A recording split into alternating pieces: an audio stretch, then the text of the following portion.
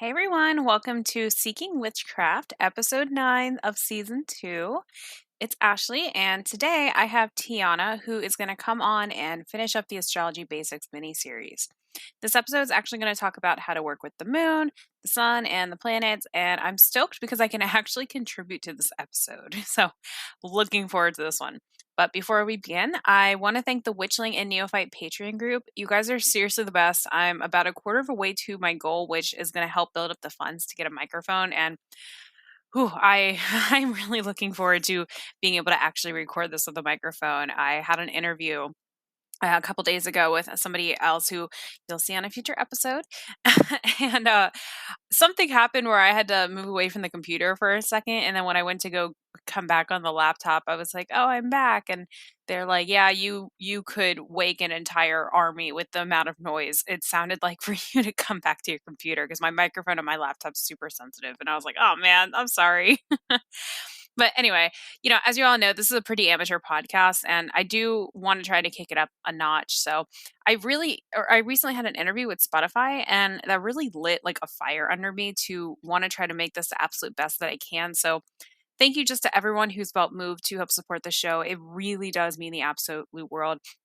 And if you're not able to contribute, I mean, under no obligation, like don't feel that that's something you would need to do because anybody who has contributed, I mean, it means the absolute world. But just having you guys here and having you guys listen, I mean, that means so much to me too, because without you guys, the show really wouldn't exist. So thank you so much.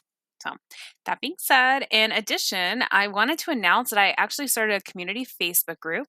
So it's called Witches Seeking Witchcraft. So if you're interested in joining that group, you can find it by going on my Facebook page, which also went under like a little bit of a change too.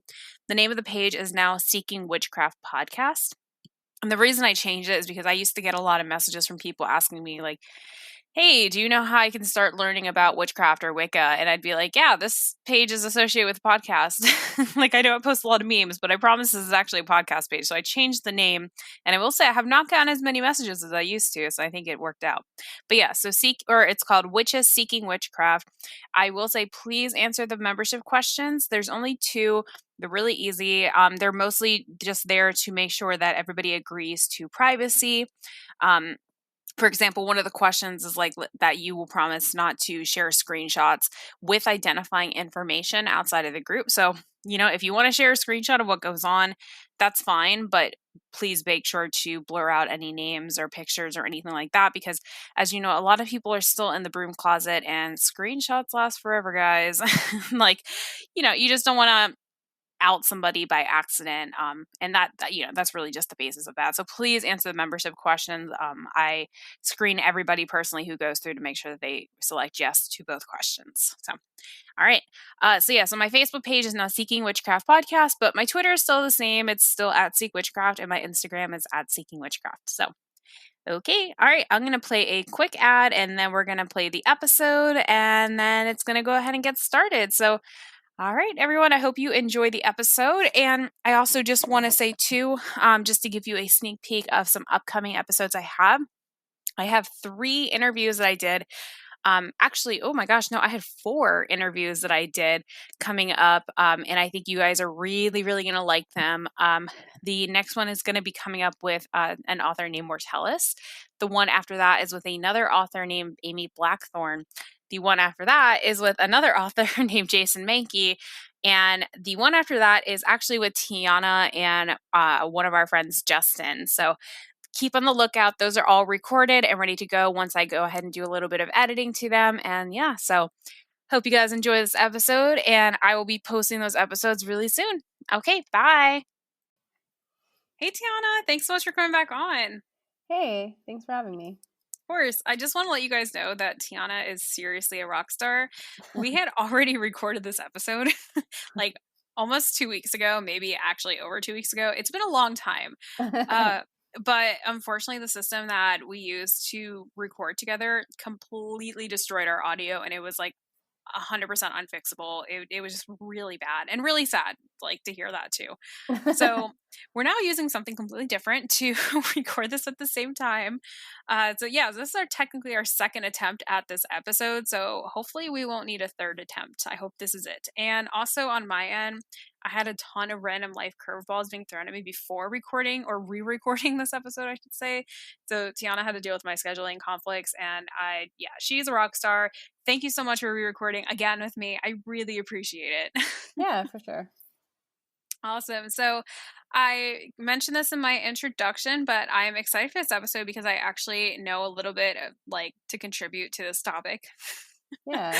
I don't know like much about astrology aside from what Tiana has shared, but I do know a little bit what we're going to talk about today. So, what do you want to get started on first?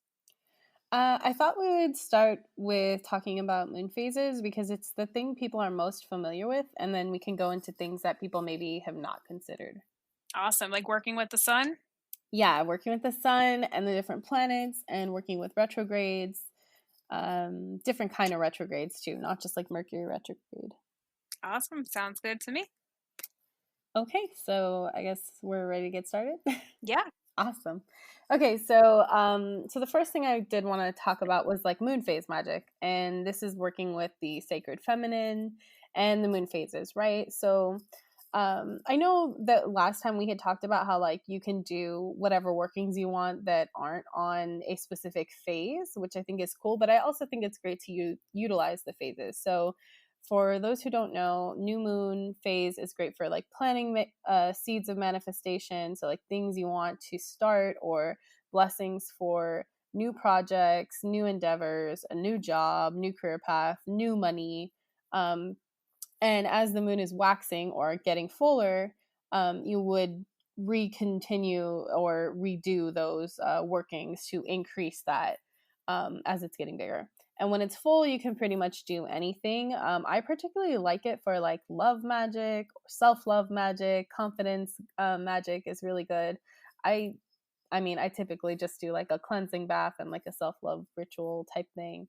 But you can do anything. I mean, you could do like money or any kind of abundant manifestations or banishings if you wanted to. Although the waning phase of the moon is better typically for banishing, binding, and releasing. So, like if you want to banish or release any bad habits, if you want to bind someone from messing with you and you want to freeze them in your freezer or whatever you're going to do, not literally, but you get what I'm saying. If you want to do a working for that, then the waning moon, since the moon phase will be decreasing, that is a good time to do it. Also, like during the dark of the moon, um, is a great thing to do as well. And if you work with deities too, like I feel like specifically like working with the dark moon or like void moons, I really like Hecate or like the Morrigan. Hecate specifically because she rules the dark side of the moon. Cool. And, so Tiana and I talked about this in the last recording that we did, but I've had a very interesting conversation with some people in my coven before about moon magic and working with the different phases. Now, technically speaking, honestly, whatever phase of the moon, like whatever it's in, if you need to do a spell that night, like do your spell. Don't worry that you have to wait, a week or something to do it if it's really important to you. But Yeah, definitely. people can look at the moon phases differently. So, for example, sometimes people will do a banishment at a new moon, or sometimes people will do it at a full moon. And you can kind of look at it like this: like, if you do a banishment during a full moon, that's like full power. You're giving it your all during the full moon, like 100%. That's your banishment. But Mm-hmm. as the time goes on, it kind of wanes and it kind of like lessens. But I've also done banishments during new moons. And the reasoning for this is that it's kind of like a slow upbringing or uprising to build up that power to banish something. And it does it a little slowly. And I like doing it during new moons because I feel like it's hard to banish something overnight. And sometimes you do need to build up that power together to really give it this big push. So Yeah. I'll do it during then. But again, it kind of depends on your situation. We had in my coven, we had one of our coven sisters. We had a really intense conversation about this because she did certain things on a full moon that my other covenant sister and I did on a new moon. And she was honestly pretty upset when she found out that we did it differently because she was really worried, like, oh my gosh, you guys are doing it this way. Like, am I doing it wrong? Like, I've been doing it this whole time. And we had to tell her, like, you know what? No, like, if it's been working for you this entire time and what we're doing is working for us, and that's all that really matters. It really is the intent behind what you're doing. The moon phases do give it a little extra push depending on what phase it's in, but the moon is full no matter the phase you actually see it. And that's something to keep in mind. Yeah, definitely. And I think like people can sometimes be what's it called? Like they use things as a thing to hold them back or like a crutch when they think like, oh, I can't do this thing because the moon isn't full yet. And it's like if you have to do this thing, if it's really important, if it's time sensitive and you don't have time to wait, just do the thing. But also like I thought it was really interesting that you had said like, oh, I use new moon to build the power between the new moon and the full moon of like banishing someone because you're increasing that banishment or increasing the strength of the banishment. So your intent, like the approach is different, but the result is the same, if that makes sense. And I thought that was really cool because I never actually thought about it like that before. Yeah, exactly. I mean, it really depends on your situation. Like, if you're trying to banish somebody who's really perhaps like violent in your life, and let's hopefully you're taking, if you need it, some legal action first in addition to some magic. Right. um, but just using this as an example, if you want to banish a person who is a little bit aggressive or something in your life, you might want to do that on a full moon and get all your power in at once. But maybe you have a coworker who's like maybe thinking about going on their way out or just something like that, or maybe an upstairs neighbor, or I don't know.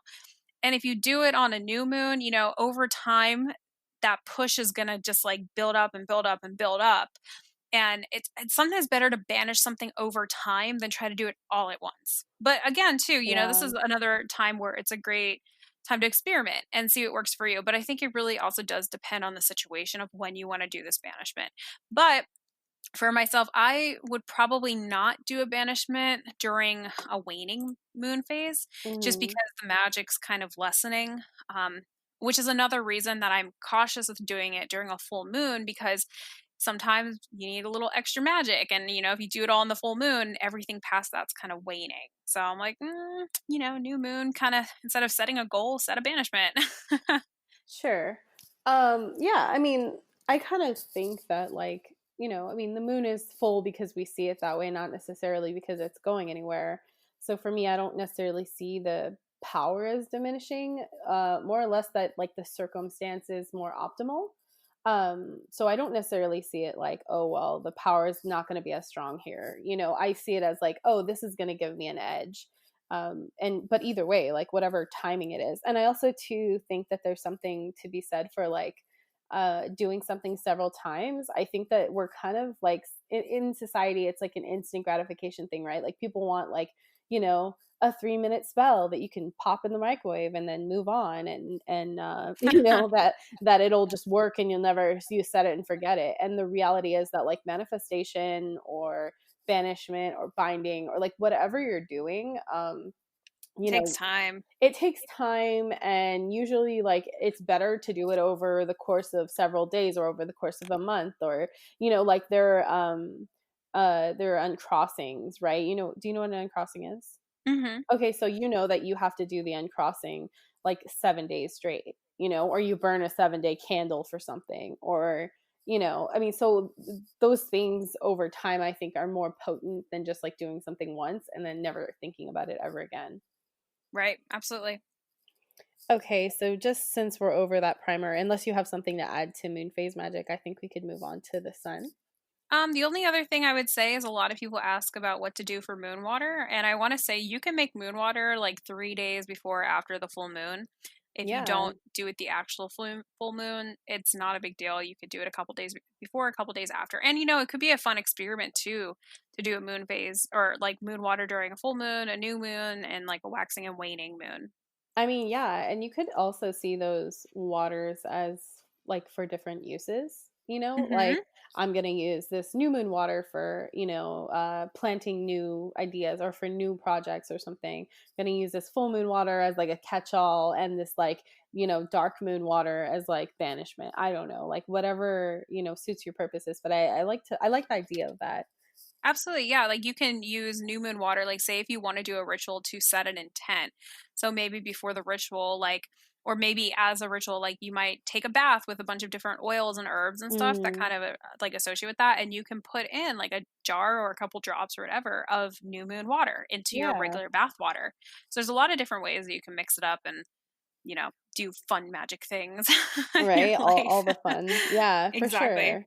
Yeah, and, actually too, so what's interesting is, like, I think if you don't have, like, a moon phase app or understand, like, how the moon works or, like, maybe not understand, but, like, you don't think about it, then it can be easy to think, like, "Oh, the moon's full. Okay, it's not full anymore," and it's, like, done, like, the next day, but the reality is that even at its peak zenith or whatever, like, most fullness, 100% full, even the next day it's going to go back down to like 99%, 98%, like every hour or whatever. And so it doesn't go away immediately. If you can't do it on the day, then and you can do it the day after, like you're still going to have a lot of that power.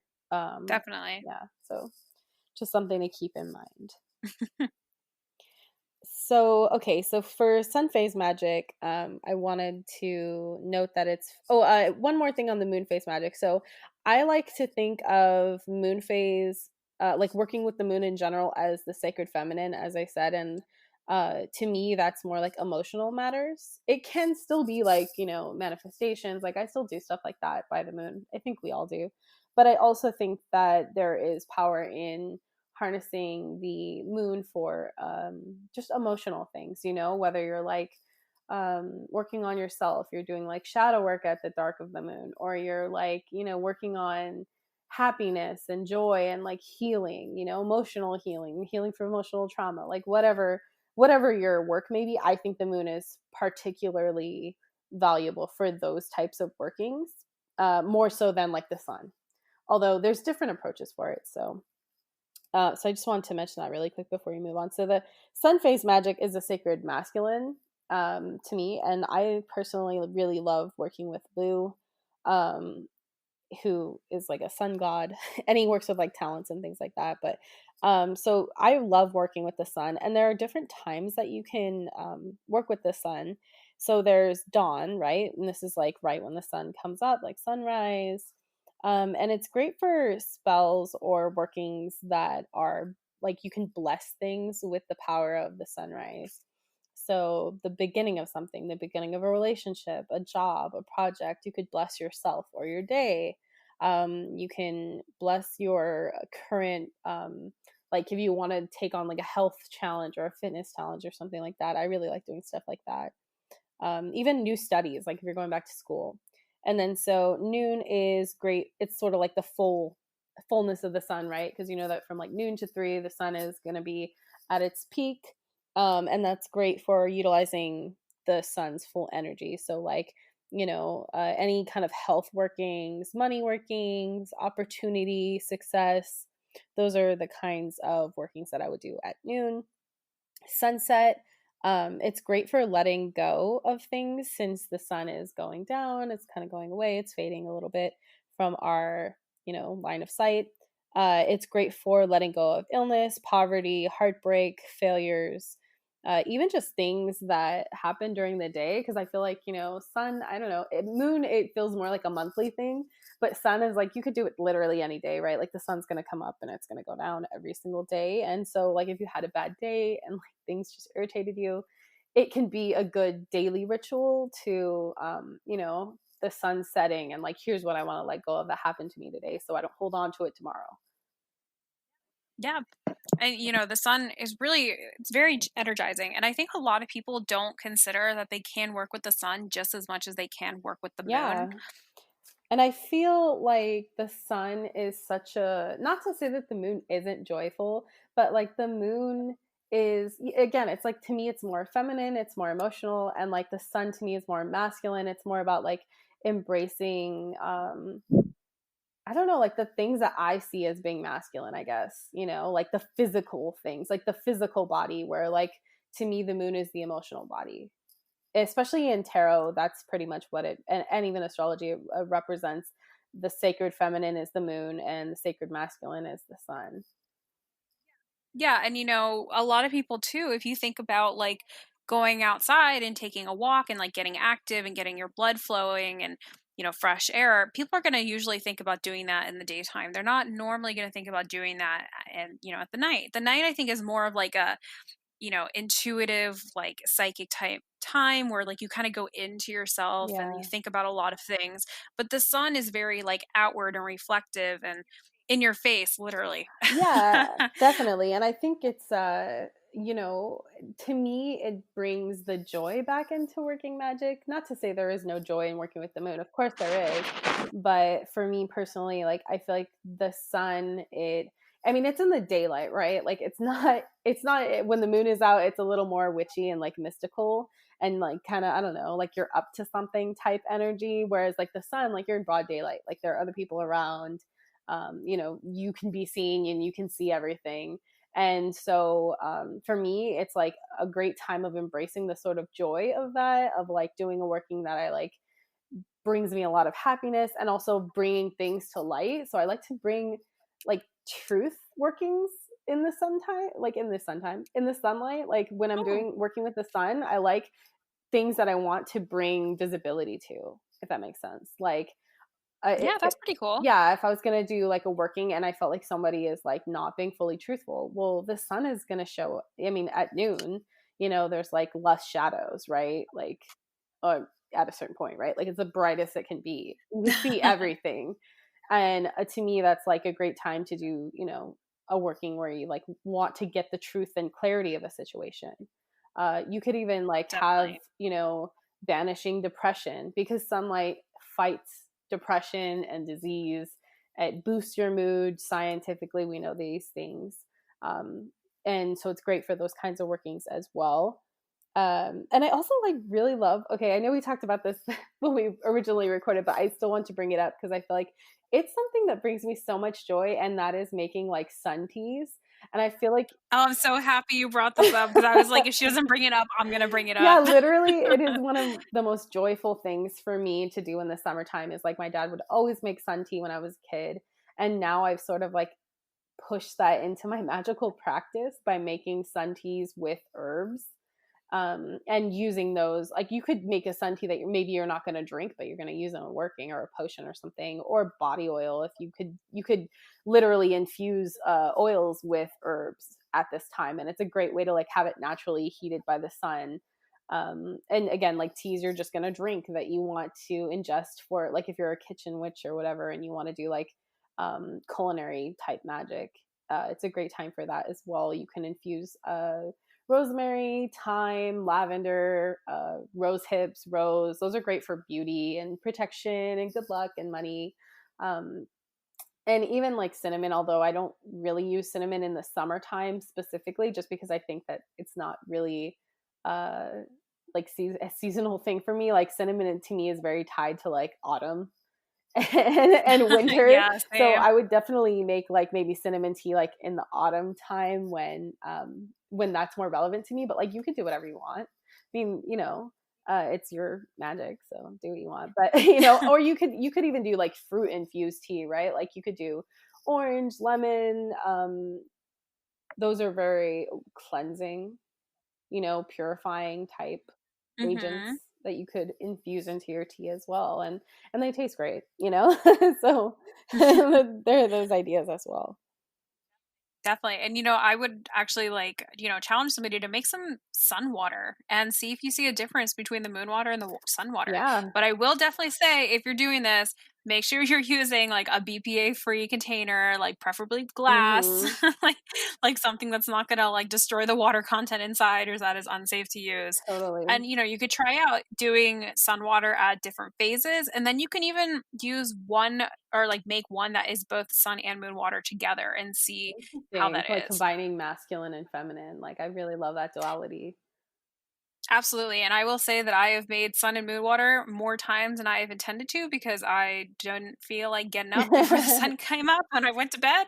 And then I would just kind of be lazy and leave it out there. And yeah, we're not going to talk a lot about that, That's but great. it is definitely, it's a thing. Yeah, as far as like a what you want to store your stuff in, so this is like I guess I don't know if it's a witchy hack, it's just me being cheap really. But like if you ever buy tea in a glass container at the convenience store, the gas station, or the grocery store or whatever. Like, you know how sometimes you can get in the refrigerated section like single kombuchas or like teas or whatever. I like to get Mhm. these like glass bottled, they're like detox drinks from Target. They have one that's like chlorophyll and like it tastes like lemonade to me, but it has like chlorophyll in it and it's super healthy for you. And I save Oh, those that's cool. for moon water.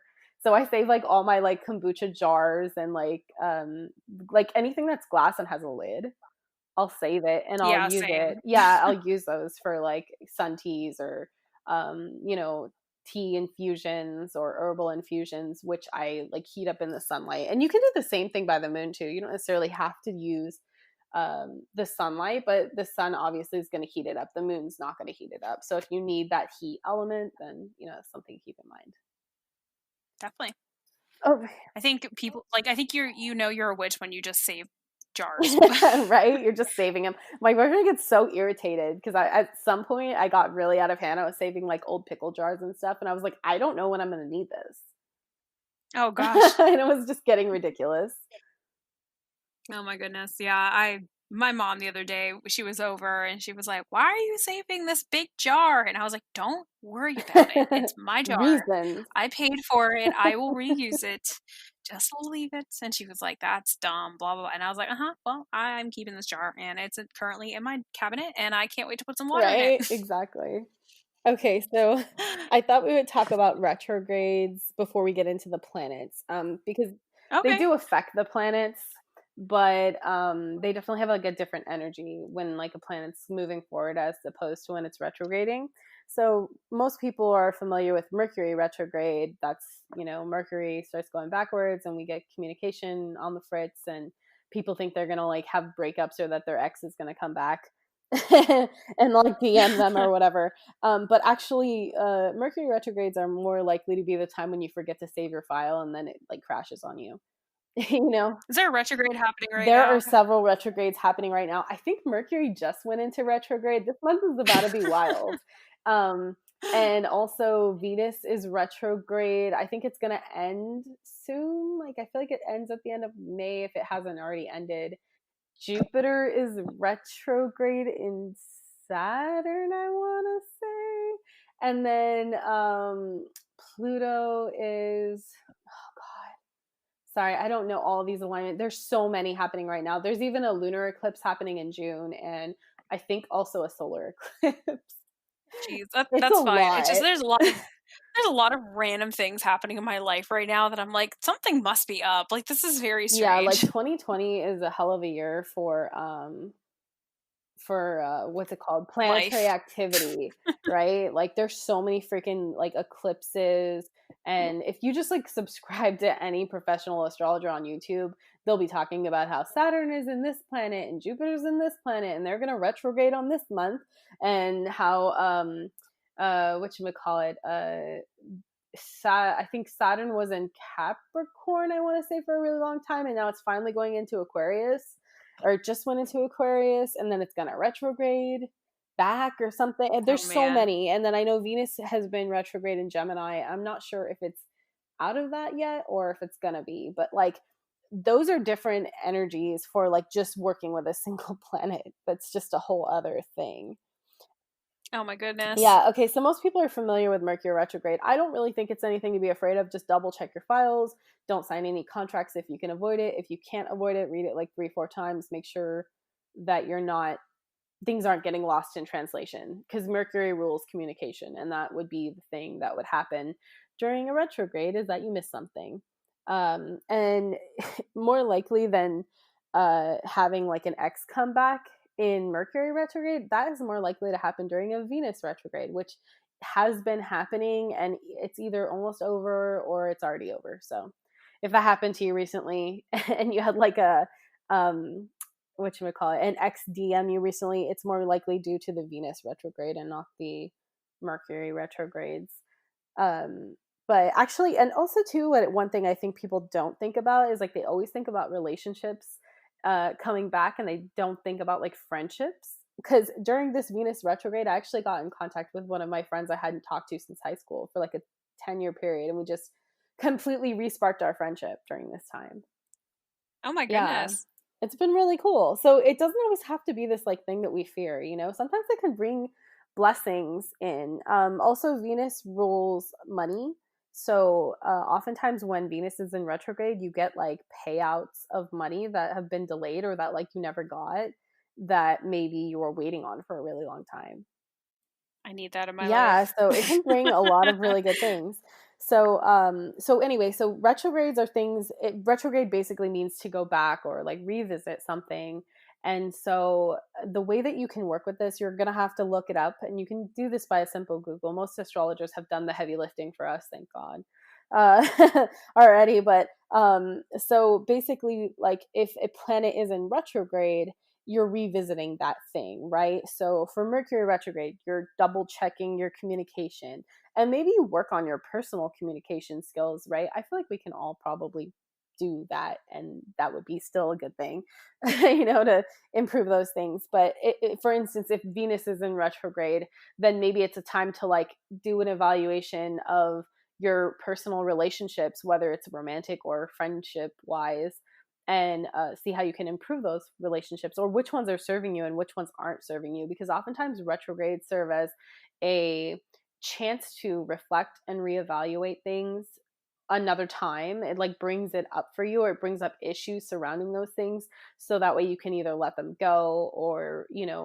put more energy toward them if you know that it's something that brings you a lot of peace and happiness, I guess.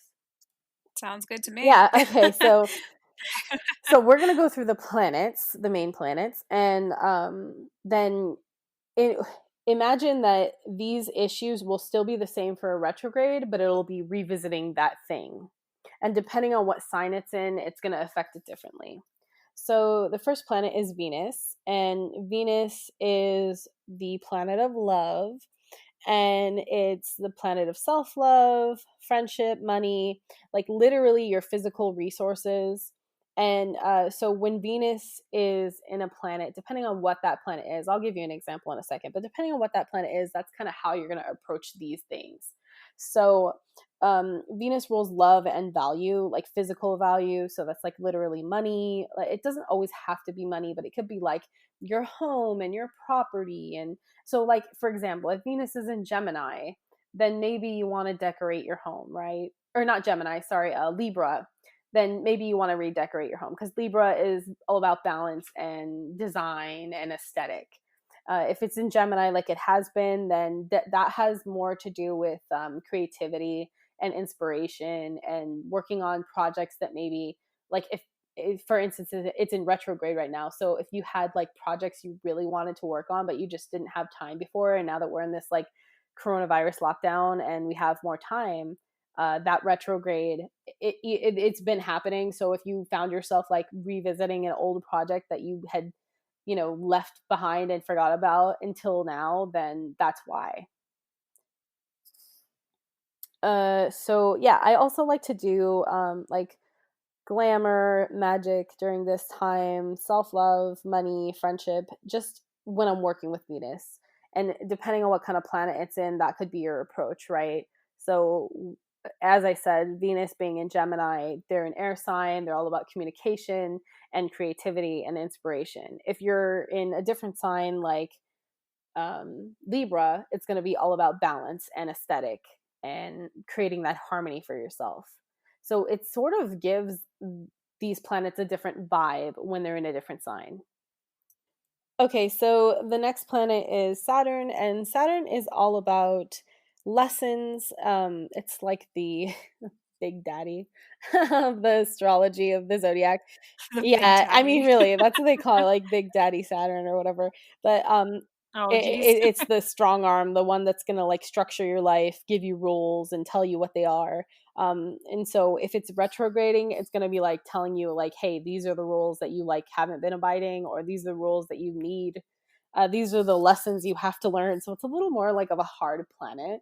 But depending on like what planet, or not what planet, sorry, what sign is in that planet at the time, it could be easier energy, right? Like we've had Saturn in Capricorn for several years now, which has been really difficult energy. Even though it's in its natural placement, and now we're transitioning to Saturn and Aquarius, which a lot of astrologers will tell you that the energy is a lot easier. It's going to be a lot more revolutionary because Aquarius rules revolution, rebellion, but also like innovation and new ideas and creativity. So yeah, that's a whole lot. But okay, so we have Jupiter. Jupiter rules growth, expansion, luck. It can often pertain to like your career also, although I would say like Saturn, Venus, you could equally work with your career in those placements, just in different ways. Jupiter's all about expansion and growth and good luck. And so like if you were going to work with Jupiter, you were going to work with it in a way that like with things you want to grow, right? So you could do a working with Jupiter where you're like, okay, I want to grow my career. Jupiter, let me see like what zodiac sign is in that right now, and let me see if I can optimize this to approach it in that way. So for example, if Jupiter is in Leo right now, I'm not saying it is, I don't think that it is, but just as an example of how you can look at this is if Jupiter's in Leo, and Leo, the whole vibe of Leo is like being a leader and shining for all to see and being a shining example and also being childlike and like playful and like really like letting your own inner child out, then the way that you could grow in this time is by acting like that or embodying those characteristics, if that makes sense. And so you can sort of apply that to each planetary working that you would want to do. And then we have Pluto. Pluto rules. It's like a great thing for working with death, sex, transformation, shadow work. If you like are trying to do workings with the dead or spirits, it's a great planet to work with. Even like deities that have to do with death. And then there's Mars, which is all about ambition, and like how you would approach your career or like what your energy is like it's like the aggression, the energy that you need for career fighting with other people, and like what energy propels you forward because it rules Aries, so it's like an initiation energy, and you know, motivation, having motivation for those things. Mars is great energy if you want to do something with your physical body, like fitness, or you know, like if it's to do with starting something new. So those are the things that you could, or sorry, these are the planets that are great for harnessing different workings, right? So like Venus, it's Venusian. If you're going to remodel your house, then figuring out what planet, or sorry, what sign Venus is in at the time you're going to do it will kind of help you into, and also I think it's really fun to see like what sign it's in and how you can approach this thing, right? Or how you can approach love, or if you want to do a love working with Venus and you know you want to know what sign it's in, then it can help you with approaching love in that way and sort of optimizing these alignments as you're doing them. Gosh, you know, it's like like it's kind of awful as we're going through the planets. All I can think in my head right now is like Sailor Moon, and like every planet you name, I'm like thinking of the Sailor Scout that's associated with that, and I'm just like singing the theme song like Sailor Venus, Sailor Mercury, like the whole thing in my head, and I'm just like, oh my gosh, I need to stop. Okay. I think it's great. I love that show and the comics so much. So I relate.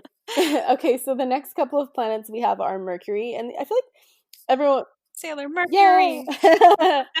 uh, people are most familiar with Mercury because they know about Mercury retrograde. So it rules communication, technology, also like you know, just like messages, like bringing in messages. So you could do a working with Mercury about like getting messages from spirit, messages from the universe, or like trying to improve communication with somebody else. Okay, so then we have Neptune, which I feel like it's a neglected planet, but it's such a magical planet. I love Neptune. The energy of Neptune is always so positive. It's Pisces is ruled by Neptune, and it rules dreams, aspirations, optimistic viewpoint, like seeing the best in everyone. Also, like music and delusion to a certain extent, you know, like having your head so far up in the clouds that like you don't see reality. So it's a great planet to work with to dispel delusions. You could work also with Saturn to do that because you know he's big daddy reality. And rules Oh my Capricorn, gosh. and like the, yeah, like being super like blunt about how this is the way that it is. Whereas Neptune's like, oh, but this is the way that it could be. But Neptune's great for like, really dreaming up your goals and really feeling like what that would feel like to achieve those goals. And I think Neptune is a great planet to work with for interpreting your dreams, working with dreams, doing dream work, lucid dream workings, or like creating lucid dream teas, or even just like creating a vision board, right? Or if you're a musician, to like really harness that power of being a musician and really feeling the music. It's a very emotional planet. And the last planet is Uranus, which is the planet kind of like quick changes and chaos and rebellion and innovation. It rules Aquarius, actually.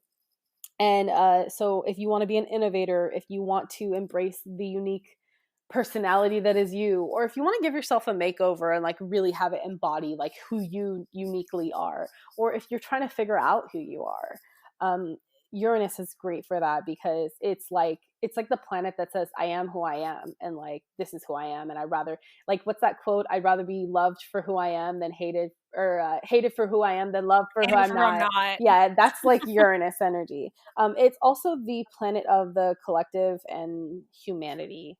So because it rules Aquarius, and Aquarius deals with like the collective energy and humanity at large, and like being a humanitarian and like what's good for the world. Yeah, Cool. Gosh, there's a lot to keep in mind with these planets. totally. Not even like just what they represent, but like, what sign they're in, like what does a retrograde for the planet mean? Yeah, It's a lot of information. for And sure. seriously, like huge respect to you and like anybody who like knows a bunch about astrology because that is so much information to learn. It really is. I don't think I would have learned as much if I wasn't super interested in it, because it is a lot of information. And if it's all like Greek to you and it's not like something that interests you, then leave it to the experts and Google like the info you want to know, because there are so many like professional astrologer bloggers and YouTubers out there that are so passionate about this. And if you just want to know like what sign Neptune is in, or like what Neptune and Leo in your chart means, or how you can work with Neptune, like what does Neptune represent, you could Google these things or YouTube them, and somebody's made a video about it to help you out, so it doesn't so it can stay fun instead of becoming this like taxing thing that overwhelms you. Absolutely. I mean, there's something about everything on the internet. Totally. I mean, yeah, for sure. But so the last thing I wanted to just mention, I'm sure you have episodes about this, so we don't have to like dwell on it, but just harnessing the seasons. Like obviously, not everyone who listens to your podcast is going to be Wiccan or pagan or follow a wheel of the year. But I do feel like Definitely. there are seasons for everything. And I know that as humans, we're tied to this planet, we're tied to the seasons, not just culturally, but evolutionarily. Like if you're part of a modern culture, at some point you've been tied to the land and the agriculture, and so you feel the seasons change if you're really in tune with the weather, right? And of course, those seasons are going to be good for different things. Yeah, the summer is really good for energizing. It's good for if you want to do like any spells to help with getting maybe a little bit more active. Mm, But at the same time, I think it kind of goes back to the whole moon phases that just because the moon is in the certain phase doesn't mean that you can't do a spell. So yeah, just for because sure. it's summertime and you want to do a spell that's like energizing and help with motivation, the sun's out, the days are longer, doesn't mean you can't do that in the dead of winter. And to be Yeah. honest, sometimes it's when you really need that motivation because it's the dead of winter and you don't want to do anything but like lay on your couch and eat Christmas, food and candy. Yeah, I mean, 100%. I feel like it's important when you learn. I think when you're new is more likely when you're to be dogmatic about something, and think like, oh, I can only do it during this phase, or I can only do it on this year and this season, or during this Sabbath, or whatever it is. But like the reality is, like, you can do whatever you want. You're your own person, and it doesn't need to be during this planetary alignment or whatever. But they do help, right? Like it's like this is the optimal time, but it's not the only time. Definitely.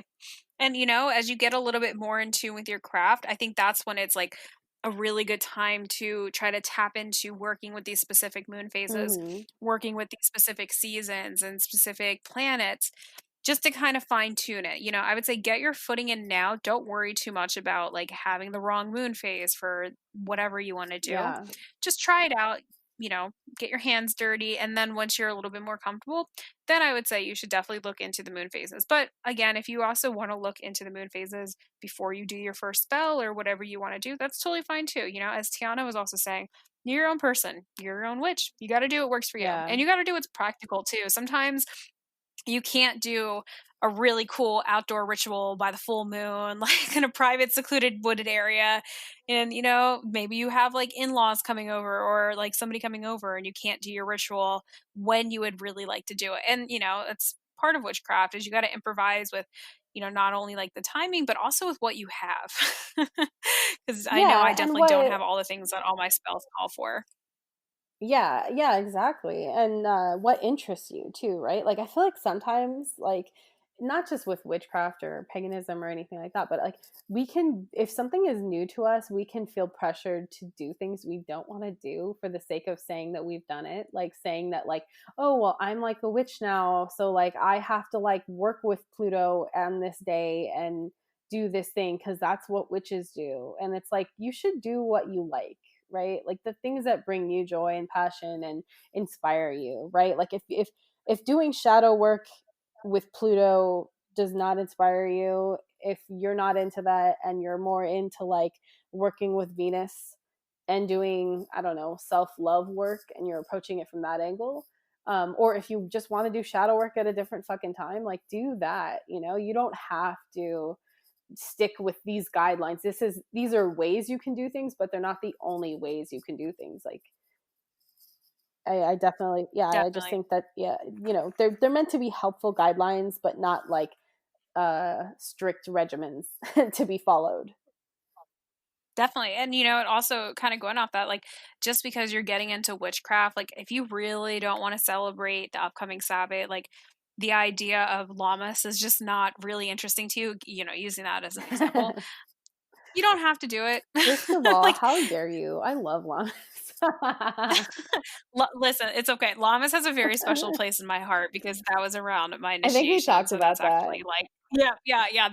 That is a very special one for Yeah. me. That's why it came to mind That's first. great.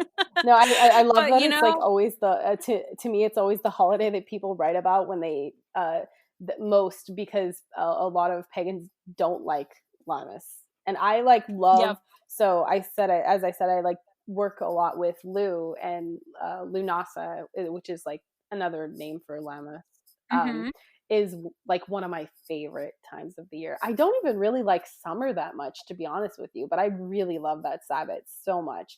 I think it's because the excitement of harvest time and also like autumn and Holidays Halloween, are yeah, like coming. Samhain's coming. Like I think I Mhm. get so pumped about that by the time August is here, I'm just like in a totally new mood. I don't know, like it just really I'm getting hyped just thinking about it. But yeah, like even just harnessing the wheel of the year in terms of your astrological workings too, like like we were talking about in previous episodes, like when the moon is in Scorpio or whatever.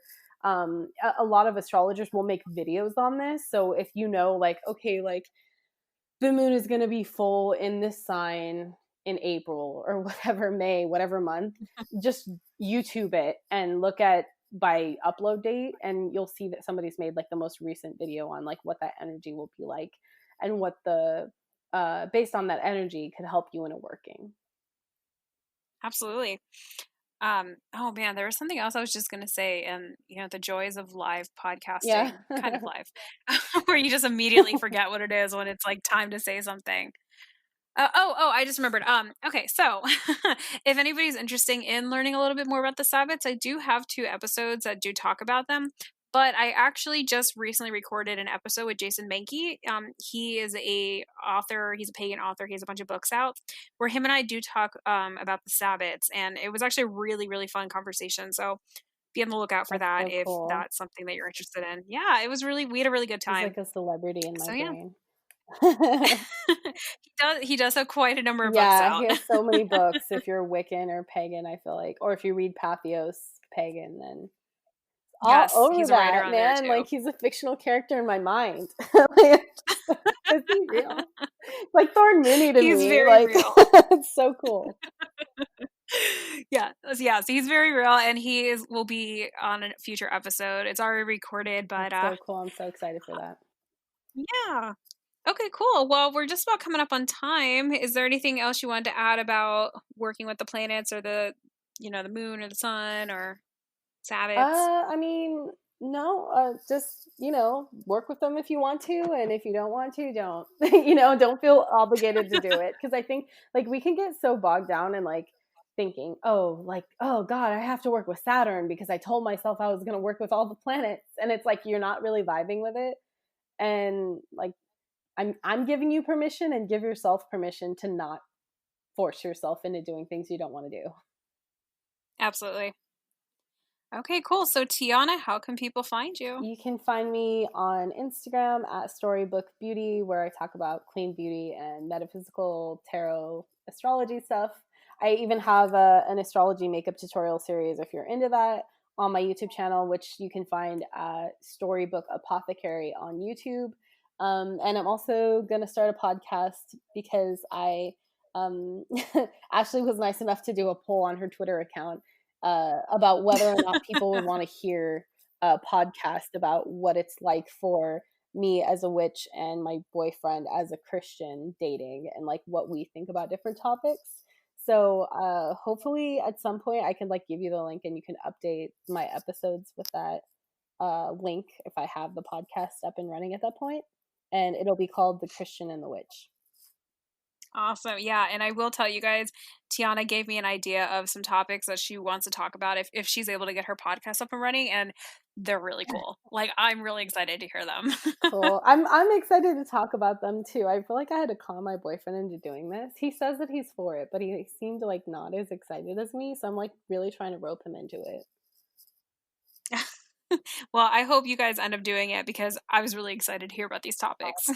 So we'll see. And if Tiana does get the podcast up and running in the future, I will update this episode. Wow. I will update this episode to include the link for where you can access it. Awesome. Thank you. Okay. Thank you guys so much for listening. I hope you all have a wonderful night or morning or evening or wherever and whenever you're listening to this. And I will talk to you all very soon. All right. Bye. And thank you so much again, Tiana, for coming on. I really appreciate it. You are freaking awesome. Thanks for having me. Absolutely. Thank you so much for sharing all of your knowledge with these, like with the listeners. Like there'd be no way I could look all the information up and try to replicate it in like such an eloquent way that you did. Thank you. I definitely am not a professional, but I'm very passionate about it. So But you did a hell of a job. thank You definitely know a lot. you. Thank you. Thanks for having me. I appreciate it. It's been fun. Of course, you're welcome back anytime. Yeah. All right. Good night, everybody. Good Bye. night. Bye.